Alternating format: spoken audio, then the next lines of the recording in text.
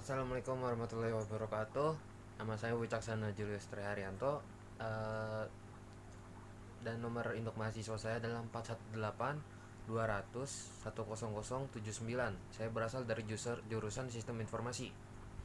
Nah, kali ini saya akan eh, membawakan sebuah presentasi yang telah saya buat. Pertama, Enterprise Resource Planning atau yang disebut ERP. Pengertian dari Enterprise Resource Planning itu tersebut adalah teknologi yang salah satu di mananya berperan sebagai mengintegrasikan setiap fungsi dalam perusahaan. Nah, sistem Enterprise Resource Planning dapat mengatasi permasalahan-permasalahan pada saat sistem tersebut mengintegrasikan semua aspek dalam operasi perusahaan tersebut dengan sistem informasi akuntansi tradisional. Proses integrasi tersebut berjalan dalam ruang lingkup basis data terpusat sesuai authority-nya atau batasan hak akses. Sebagian besar organisasi menggunakan sistem ERP ini untuk mengoordinasikan dan mengelola data, proses bisnis, dan sumber daya manusia. Sistem ERP ini adalah untuk mengumpulkan, memproses, menyimpan data, dan memberikan informasi yang diperlukan manajer dan pihak eksternal untuk mengukur suatu perusahaan. Nah, ciri-cirinya ini menurut Mulya Hartono, ERP ini memiliki ciri-ciri sebagai satu, sistem tunggal, yang dimana dibangun dalam sistem tunggal sehingga informasi dapat diperoleh dengan mudah dan cepat karena memiliki data yang terintegrasi. Sistem lain yang non ERP umumnya dibangun dengan tidak dalam mesin tunggal. Misalnya ada data dalam SQL server sementara data yang lainnya dalam FOSPRO. Hal ini menyebabkan sulit memperoleh informasi dengan cepat. Yang kedua ada modulnya. Modulnya itu sangat lengkap. Sistem ERP ini memiliki modul yang lengkap dan saling terintegrasi yang menjangkau semua bagian dan fungsi perusahaan karena mempunyai konsep yang jelas. Yang ketiga adanya fleksibel. Sistem ERP ini sangat fleksibel dan dapat diimplementasikan di semua anak perusahaan atau pabrik dimanapun dalam suatu perusahaan karena dapat disesuaikan sesuai dengan kebutuhan. Yang keempat, laporan. Sistem ERP ini memiliki data seluruh sumber daya perusahaan dan dapat memberikan laporan apa saja yang diperlukan untuk termasuk fungsi-fungsi statistik untuk menganalisis laporan. Terus apa sih manfaatnya? Manfaat dari ERP ini tersendiri menurut Wawan Dewanto pada tahun 2007 adalah ERP menawarkan sistem yang terintegrasi dalam perusahaan sehingga proses pengambilan keputusannya dilakukan secara lebih efektif dan efisien. Yang kedua, ERP memungkinkan melakukan integrasi secara global.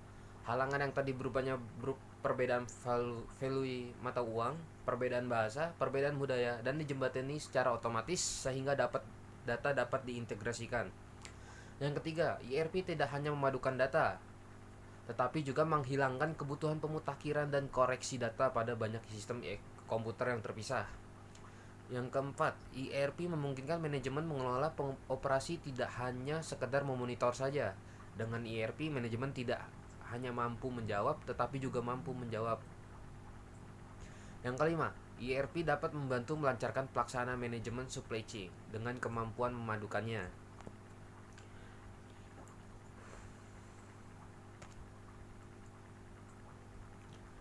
Keuntungan dan kerugian dari ERP ini. Menurut Romley dan Steinhardt, penerapan sistem ERP memberikan beberapa keuntungan signifikan seperti ERP memberikan tampilan tugas tunggal atau atas data organisasi atau situasi keuangan yang terintegrasi di seluruh perusahaan, menyimpan semua informasi perusahaan dalam database tunggal dan memecah hambatan antara departemen dan arus berinformasi. Yang kedua adanya input data atau diambil dari input Yang kedua, input data diambil atau dikunci sekali, tidak berkali-kali saat dimasukkan ke dalam sistem yang berbeda. Mengunduh data dari sistem yang sama ke yang lain tidak lagi diperlukan. Terus yang ketiga, manajemen mendapat visibilitas yang lebih besar dalam setiap area perusahaan dan kemampuan dalam memonitor yang lebih besar. Karyawan dapat lebih produktif dan efisien karena mereka dapat secara cepat mengumpulkan data. Yang keempat, organisasi memperoleh pengendalian akses yang lebih baik. ERP dapat mengonsolidasikan berbagai perizinan dan model keamanan dalam struktur akses data tunggal. Terus yang kelima, prosedur dan laporan yang distandarisasi antar unit bisnis. Yang keenam, pelayanan pelanggan meningkat karena karyawan dapat cepat mengakses pemesanan, persediaan yang tersedia, mengirim informasi dan detail transaksi pelanggan sebelumnya. Terus yang ketujuh ada pabrik manufaktur yang menerima pesanan baru secara real time dan otomatis proses manufaktur tersebut membuat produktivitas sangat meningkat. Terus ada beberapa kerugiannya dalam ERP, dan menurut Romney dan Steinhardt adalah pertama adalah biaya. Perangkat keras ERP, perangkat lunak dan biaya konsultasinya hanya berkisar sekitar 50 juta dolar hingga 500 juta dolar untuk perusahaan Fortune 500, dan dapat menghabiskan biaya sebesar 50 juta dolar hingga 5.100 juta dolar. Perusahaan berkurang sedang dapat menghabiskan sekitar 10 dolar sampai 20 juta dolar. 10 sampai 20 juta dolar. 10 dolar. Terus yang kedua, jumlah waktu yang diminta. Hal ini dapat menghabiskan beberapa tahun untuk memilih dan mengimplementasikan sistem ERP secara penuh, tergantung pada ukuran bisnis, jumlah modul yang harus diimplementasikan, tingkat penyesuaian, lingkup perubahan, dan seberapa baik pelanggan mengambil kepemilikan proyek sebagai hasilnya. Terus yang ketiga, adanya pengubahan proses bisnis. Kecuali perusahaan ingin menghabiskan waktu dan uang untuk menyesuaikan modul, mereka harus beradaptasi untuk menstandarisasi proses bisnis sebagai lawan dalam mengadopsi paket ERP ini. Terus yang keempat, adanya kompleksitas. Hal ini berasal dari integrasi berbagai aktivis dan sistem bisnis yang berbeda. Masing-masing memiliki proses, aturan bisnis, semantik data, hierarki otoritasisasi, dan pusat keputusan yang berbeda. Yang kelima ada resistansi. Organisasi yang memiliki departemen dan sumber daya terpilih, misi, laba dan rugi, dan rantai komando mungkin percaya bahwa sistem tunggal memiliki beberapa keuntungan. Ini juga memerlukan pelatihan dan pengalaman yang dapat dipertimbangkan untuk menggunakan sistem ERP ini. Dan penolakan karyawan adalah alasan utama mengapa banyak implementasi ERP tidak sukses.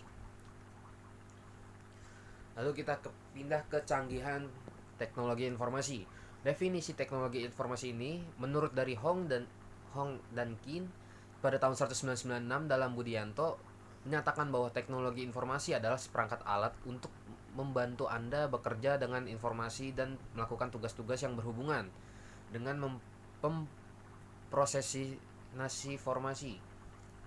pemrosesan informasi. Lalu ada yang kedua adalah Informasi Technology Association of America atau disingkat sebagai ITTA. Dalam Sutarman mendefinisikan teknologi informasi sebagai teknologi informasi adalah suatu studi, perancangan, pengembangan, implementasi, dan dukungan atau manajemen sistem informasi berbasis komputer, khususnya aplikasi perangkat lunak dan perangkat keras komputer. Sedangkan definisi menurut Yakub yaitu adalah teknologi informasi merupakan hasil karya manusia untuk mengolah lingkungan perusahaan dan bagaimana menyesuaikan sehingga membuat lingkungan tersebut nyaman, aman, dan efisien.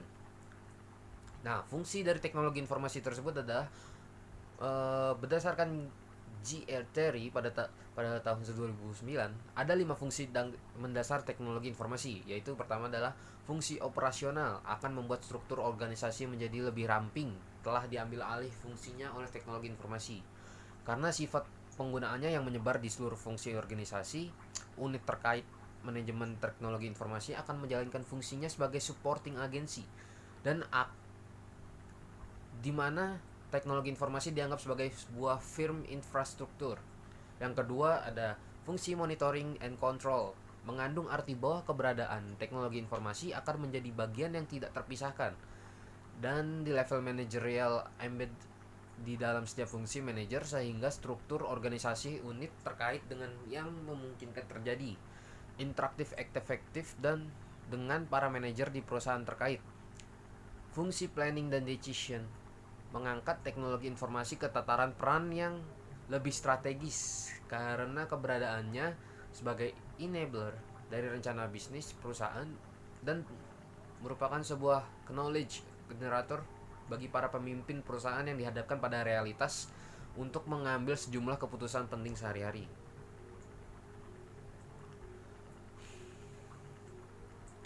Fungsi communication secara prinsip termasuk dalam ke firm infrastruktur dalam era organisasi, di mana teknologi informasi tersebut ditempatkan sebagai posisi sebagai sarana atau media individu dalam berkomunikasi, berkolaborasi, berkooperasi, dan berinteraksi.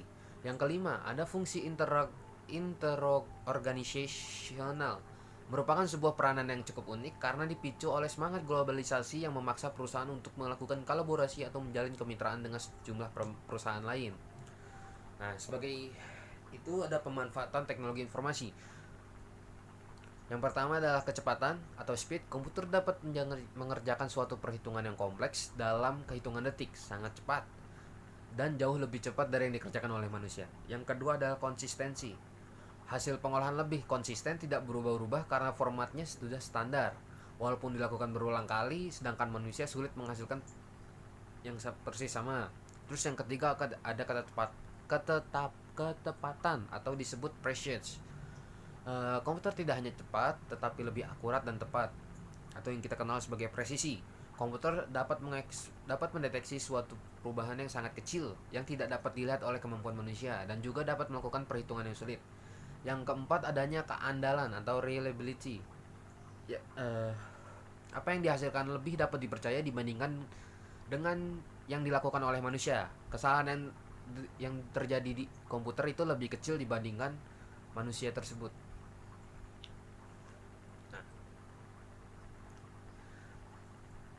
terus kita berganti lagi ke kebutuhan sistem informasi. Teknologi informasi itu bagian dari mata rantai panjang yang dari perkembangan istilah di dalam dunia sistem informasi tersebut, atau yang disebut information system. Istilah TI memang lebih merujuk pada teknologi yang digunakan untuk menyampaikan maupun mengolah suatu informasi, namun pada dasarnya masih merupakan bagian dari sistem informasi tersebut. Nah, seperti sistem informasi bisnis, yaitu merupakan kumpulan dari berbagai informasi yang memiliki kesatuan antar satu dan lainnya yang ditujukan untuk kepentingan bisnis. Aturan dasar SI pada bisnis adalah ada 3 aturan vital. Yang pertama adalah dukungan terhadap proses dan operasi bisnis. Yang kedua ada dukungan terhadap pengambilan keputusan oleh pegawai dan manajer. Yang ketiga ada dukungan strategi untuk keunggulan bersaing. Lalu adanya perlunya sistem integration, perkembangan komputerisasi dalam suatu organisasi yang tidak bersamaan dan terpisah-pisah. Hambatan teknologi yang dapat diatasi oleh berbagai alat bantu atau tools yang dapat dijumpai dengan mudah oleh pemakai. Ada aturan dari e-bisnis pada bisnis tersebut, seperti komunikasi. Yang dimaksud komunikasi adalah fasilitas atau media yang memungkinkan terjadinya pertukaran informasi, layanan, transaksi elektronik, atau pemesanan dan pembayaran secara elektronik. Lalu perpindahan barang dari penjual ke pembeli. Media komunikasi yang memadai bisa mempertemukan pelaku e-bisnis menjadi syarat utama terselengganya. Terus yang kedua ada komersial atau perdagangan. Sisi komersial yang disyaratkan pada e-bisnis adalah sistem untuk melakukan transaksi online, mulai dari promosi barang, pemesanan, pembayaran, dan pengiriman barang. Pembeli barang memesan barang tidak memerlukan barang secara langsung, tetapi melalui pembeli barang memesan barang tidak perlu melihat barang secara langsung, tetapi bisa langsung melihat gambar atau spesifikasi yang telah tercantum dalam sebuah websitenya. Terus yang ketiga ada proses bisnis. Setiap pelaku e-bisnis yang ingin melakukan transaksi online, transaksi elektronik dapat mendapatkan manfaat yang maksimal mungkin dari e-bisnis tersebut. Harus melakukan optimalisasi proses bisnis dengan memanfaatkan teknologi informasi agar aliran informasi transaksi maupun lama pengiriman barang menjadi dipersingkat, biaya transaksi menjadi lebih ekonomis dan jika dibandingkan perdagangan secara tradisional. Terus yang keempat ada layanan. Bagi setiap institusi yang melakukan e-bisnis, penggunaan teknologi informasi dan internet seharusnya menjadi layanan ke customer menjadi lebih baik, lebih ekonomis, dan lebih terjangkau. Misalnya, dimensi barang yang ditawarkan beserta spesifikasi bisa diperiksa lebih seksama sebelum dibeli. Tidak diperlukan toko secara fisik dan bisa diakses dari mana saja menggunakan internet. Terus yang kelima ada learning. Untuk meningkatkan awareness baik antara pengguna maupun pelaku, proses edukasi sangat penting agar semakin banyak anggota masyarakat yang menyadari manfaat dan kelebihan dari transaksi online. Perbedaan dari transaksi tradisional adalah pembeli dan penjual tidak perlu belajar sebelum melakukan transaksi, sedangkan transaksi online keduanya harus karena penggunanya tidak berhadapan manusia, akan tetapi maka diperlukan proses edukasi agar mereka bisa menggunakan fasilitas atau media transaksi dengan lancar. Yang keenam, ada kolaborasi, yaitu ada satu siklus transaksi online antara penjual dan pembelinya melibatkan stakeholder atau yang harus berkolaborasi untuk menyelesaikan transaksi tersebut. Pada saat pembayaran, maka akan terjadi kolaborasi antara penyedianya dengan bank atau penyedia kartu kredit untuk menyelesaikan proses pembayaran. Terus yang ketujuh, ada komunitas. Dalam dunia maya atau World Wide Web, komunitas merupakan salah satu indikator untuk mengukur aktivitas pengguna dalam e-bisnis. Komunitas merupakan media yang cukup penting untuk belajar dan memperbaiki diri secara terus-menerus, baik dari sisi pelaku maupun pengguna dalam hal produk, layanan, maupun mekanisme transaksi. Perspektif di atas merupakan dasar dari konsep e-bisnis yang bisa dikembangkan secara kontemporer dengan mempertimbangkan kondisi saat ini. Di masa depan, untuk meningkatkan kemungkinan suksesnya dalam e-bisnis dan mengurangi resiko kegagalan, maka langkah pertama yang dilakukan untuk mengidentifikasikan faktor sukses. Dari pengalaman sebelumnya, faktor sukses paling menentukan adalah kombinasi dari faktor-faktor berikut. Yang pertama adalah biaya atau yang kita sebut cost. E-bisnis perlu menjamin terjadinya adanya cost efficiency melalui efisiensi waktu atau volume penjualan yang lebih besar dengan melakukan optimasi pada proses logistik langsung dari warehouse ke pembeli. Yang kedua, ada komersial atau commerce. Memaksimalkan keuntungan profitabilitas dilakukan dengan melakukan re-engineering seluruh proses bisnis sehingga selain menurunkan biaya operasional juga meningkatkan kepuasan pelanggan dan pada akhirnya menaikkan volume penjualan. Terus yang ketiga, adanya konten. Konten ini berisikan informasi tentang produk atau layanan, berita yang selalu up to date, informasi yang berguna sebagai misalnya tip, advice atau variasi produk atau layanan yang dibarengi dengan kualitas produk atau layanan yang prima sehingga pelanggan merasa dilayani secara personal, dan itu merupakan kunci sukses yang utama. Yang keempat, adanya komunitas atau community. Komunitas merupakan media tempat pertukaran pengalaman, membentuk interest group sehingga menjadi sarana yang efektif untuk membentuk opini, membangun permintaan, dan melindungi kepentingan pengguna maupun pelaku. Komunitas merupakan cara yang efektif untuk meningkatkan retensi pelanggan sehingga biaya untuk mendapatkan pelanggan baru menjadi minimal. Kelima, adanya kenyamanan atau convenience. Kenyamanan dalam melakukan transaksi online merupakan salah satu kunci yang paling sukses. Navigasinya yang mudah, cepat, dan informatif akan membuat pengguna menyukai cara bertransaksi online, sedangkan kerumitan navigasi yang memerlukan beberapa klik dan tidak memberikan petunjuk yang mudah dan cepat menyesatkan pengguna dan membuat pengguna tidak kembali lagi. Yang keenam, adanya konektivitas atau connectivity. Ketersediaan koneksi yang cepat juga merupakan faktor penentu kesuksesan transaksi online. Respon yang cepat dan tidak terputus akan membuat pengguna merasa manfaat yang nyata dari e-bisnis.